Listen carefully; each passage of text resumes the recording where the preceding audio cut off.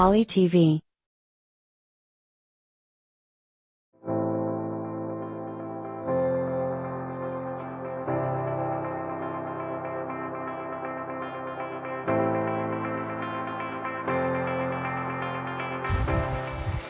Musim panas, musim hujan, sentiasa peka dan beringat. Jangan meniru dalam ujian, percaya diri, teguh semangat. Rekan pelajar yang dihormati sekalian, seperti yang kita ketahui, 16 Desember sehingga 4 Januari merupakan minggu peperiksaan akhir bagi sesi 1 2023-2024. Oleh itu, marilah sama-sama kita dengarkan amanat daripada Tuan Pengarah. Bismillahirrahmanirrahim. Assalamualaikum warahmatullahi wabarakatuh. Salam sejahtera, salam Malaysia Madani dan Sabah Maju Jaya. Saya Muhammad Sani bin Said, Pengarah Politeknik Sandakan, ambil kesempatan pada hari ini untuk mengucapkan selamat maju jaya kepada semua pelajar yang akan menduduki peperiksaan akhir yang mana akan bermula pada 16 Disember.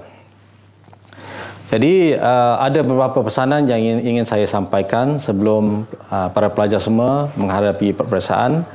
Yang pertamanya, kita mesti jangan lupa berdoa kepada Tuhan selepas kita telah usaha sebaik mungkin, okey. Dan kerana ini adalah penentuan hasil daripada 3 hingga 4 bulan pelajar-pelajar semua telah belajar dalam semester.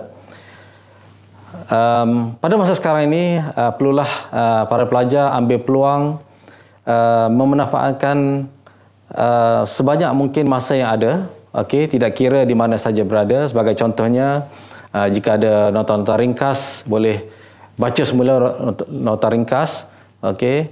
Bila ada masa peluang, kemudian misalnya kata ada perkara yang tidak faham, boleh berbincang dengan kawan-kawan ataupun boleh pergi berbincang dengan ataupun tanya pensyarah-pensyarah yang kita mengajar dalam kelas. Seterusnya, para pelajar perlulah jaga kesihatan diri seperti jaga makan minum, jaga tidur dan sebagainya.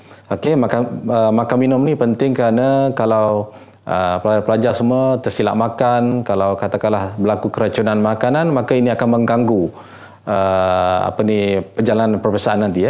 Begitu juga dengan tidur. Tidur penting kerana ia akan bantu concentration ataupun tumpuan kita semasa belajar dan juga semasa kita menghadapi peperiksaan.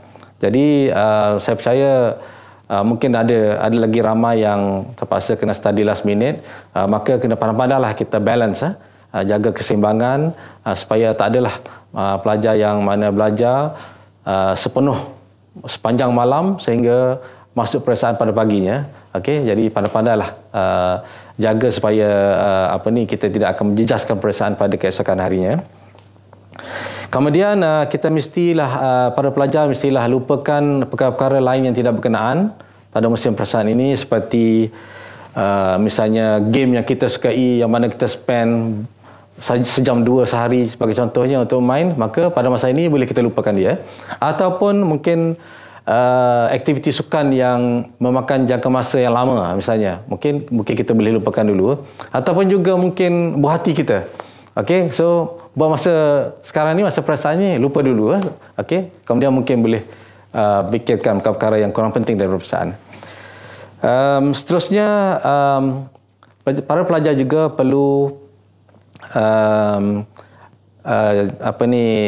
sediakan peralatan peperiksaan, seperti kalkulator pun kalkulator yang sesuai, misalnya scientific calculator ke kalau memerlukannya, ataupun pen, alat tulis. Dan juga jangan lupa kad pelajar dan juga IC juga penting, sebab kalau tak ada kad pelajar dan IC, kad pengenalan, mungkin tidak boleh duduk peperiksaan. Jadi kita tak maulah pada masa pagi nak menghadapi peperiksaan, tengok yang mana penting itu tak ada. Jadi kita cek sekarang lagi, mungkin kita dah cek letak dalam beg ke dan sebagainya. Seterusnya, apabila pergi ke peperiksaan, perlu kita kena jaga kita punya emosi kita lah, supaya kita tidak lewat. Bila lewat, kita akan tergesa-gesa, dan bila kita tergesa-gesa, maka ia akan menimbulkan panik. Bila panik ini biasanya akan blow our exam, akan menjejaskan perasaan kita dengan teruk. Okey. Jadi kita mestilah sentiasa tenang, anggapkan bahawa peperiksaan akhir ini adalah satu aktiviti yang biasa. Sebenarnya kita setiap hari kita pergi ke kelas ataupun kita pergi makan dan sebagainya. Jadi apabila kita anggapkan bahawa perasaan ni yang biasa, maka dia boleh membantu kita untuk lebih tenang apabila kita menghadapi perasaan. Jika andai kata kita gelabah, sebagai contohnya semasa kita menjawab perasaan, mungkin ada satu ataupun dua soalan yang kita rasa susah. Jadi ia memberi kesan kepada perasaan kita. Kita jadi gelabah. Maka kita kenalah tarik nafas panjang-panjang, kemudian kita hembus dia balik, kerana ini akan membantu dari segi bekalan oksigen. Bila kita ada bekalan oksigen yang cukup, okey, maka ia akan neutralize, dia akan hilang rasa berdebar, rasa kebimbangan yang serius dan sebagainya. Okey. Dan semasa menjawab, kita mestilah pandai membahagikan masa dengan baik dalam perasaan. Sebagai contohnya, misalnya katakanlah perasaan kita makan masa 2 jam. Kita ada 4 soalan esei yang perlu dijawab. Maka janganlah maksudnya kita kena bahagikan masa. Sebagai contohnya mungkin kita kena spend dalam masa 20 minit akhir untuk kita buat semakan. Jadi 120, mungkin 100 minit tu masa untuk menjawab. Jadi kalau 100 bagi 2, 1 jam tu maksudnya kena 2 soalan. 2 soalan 1 jam. Maka maksudnya half an hour ataupun 20 minit. Saya rasa 20 minit kena spend untuk setiap soalan.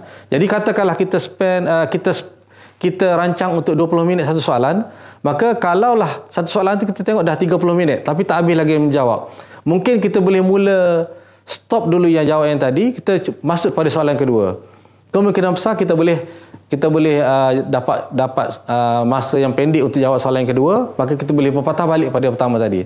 Sebab ada kalanya soalan yang susah, kadang-kadang kita spend masa katakanlah 20 minit, kadang-kadang 1 jam tak siap lagi soalan tu.